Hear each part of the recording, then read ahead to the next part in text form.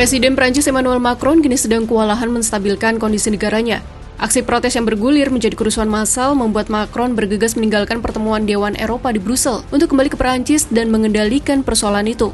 Dari sinilah kerusuhan Juni 2023 di Prancis itu bermula. Selasa 27 Juni 2023 pagi, polisi menghentikan Mercedes AMG yang dikemudikan Nael, remaja 17 tahun keturunan Aljazair dan Maroko. Polisi mencurigai Nael terlalu muda mengendarai mobil mewah di jalur bus di kota Nanterre. Nael menerobos lampu merah supaya tidak dihentikan polisi, tetapi tak berhasil karena kondisi lalu lintas memang sedang macet. Nael dihadang dua petugas polisi dan salah satunya menodongkan pistol ke arah Nael. Polisi beralasan menarik senjata mereka hanya untuk mencegah agar Nael tidak melarikan diri. Polisi yang melepaskan satu tembakan mengaku takut dia dan rekannya atau orang lain tertabrak mobil yang dikendarai Nael. Mereka berdalih dalam posisi terancam saat Nael hendak kabur. Nael meninggal di tempat akibat satu tembakan di dada kiri. Kedua polisi itu masih dalam penahanan sementara dan nama mereka tidak dirilis. Video penembakan beredar luas di media sosial dan langsung memicu protes berujung kerusuhan.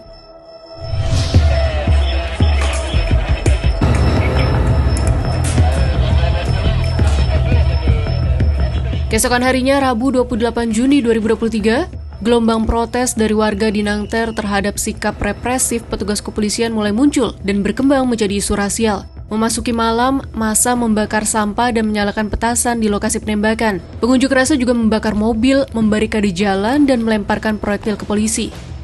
Para pengunjuk rasa menuliskan keadilan untuk Nael di gedung-gedung dan halte bus. Kota Pau yang biasanya tenang malam itu mencekam. Bom molotov dilempar ke kantor polisi.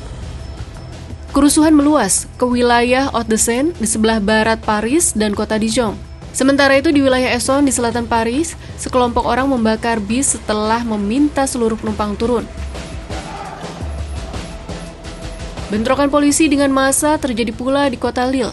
Demikian pula dengan kota Toulouse, massa membakar sejumlah mobil dan melempari polisi dengan proyektil. Kereta tram dibakar di pinggiran kota Lyon.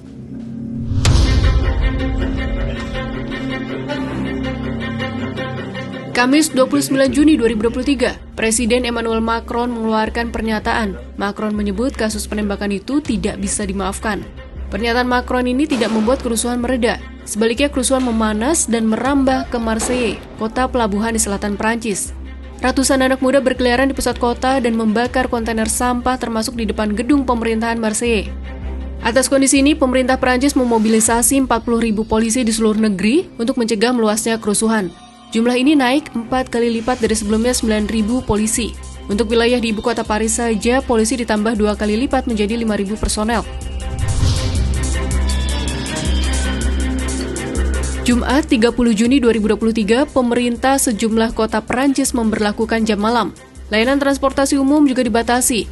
Layanan transportasi umum di Paris diberhentikan pukul 21.00 hingga 06.00. Di Marseille, transportasi umum berhenti beroperasi pada 19.00 hingga 06.00. Wali kota Marseille Benoît Payan juga mengumumkan larangan berunjuk rasa di Marseille.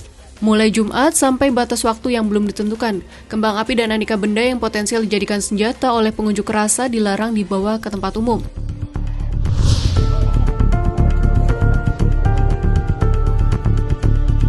Sabtu 1 Juli 2023, jenazah Nael disemayamkan di rumah duka di Nanterre. Minggu 2 Juli 2023, sebanyak 719 orang telah ditangkap. Malam sebelumnya, polisi menangkap sekitar 1.300 orang. Setidaknya 45 polisi terluka, 577 kendaraan, dan 74 gedung dibakar. Dilaporkan ada 871 titik kebakaran di jalanan dan ruang publik. Dari rentetan letupan unjuk rasa yang membuat Perancis rusuh, ada beberapa informasi yang menjadi kunci. Keluarga Nael dan pengacaranya tidak mengatakan penembakan polisi ini terkait dengan ras. Mereka juga tidak menyebutkan nama belakang Nael atau informasi identitas yang rinci tentang Nael. Namun tetap saja, kematian Nael langsung memicu kerusuhan di daerah-daerah yang banyak dihuni imigran dari negara-negara bekas koloni Perancis. Para aktivis meyakini ras Nael menjadi faktor tewasnya remaja itu. Hal ini telah dibantah kepolisian dan pemerintah.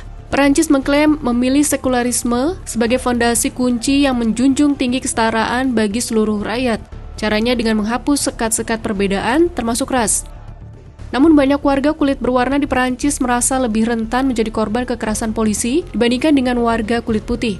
Sebuah studi tahun 2017 oleh Rights Defenders, lembaga hak asasi manusia independen di Perancis, menemukan anak-anak muda dari kalangan kulit hitam atau keturunan Arab 20 kali lebih mungkin dihentikan polisi untuk diperiksa.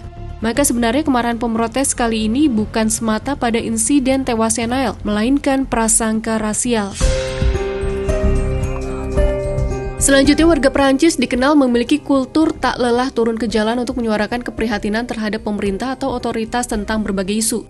Sebut saja protes kebijakan usia pensiun yang terjadi pada Januari 2023. Lalu protes rompi kuning yang menentang rencana kenaikan pajak bahan bakar pada 2018, dan kerusuhan serupa pada 2005 yang dipicu kematian 2 remaja kulit hitam dalam pengejaran polisi. Protes massa ini mengakibatkan sekitar 10.000 mobil dibakar dan 6.000 orang ditangkap. Di negara ini, protes dan mogok seakan menjadi sifat alami rakyatnya, tidak selalu berhasil, tetapi tetap bisa mengguncang pemerintahan.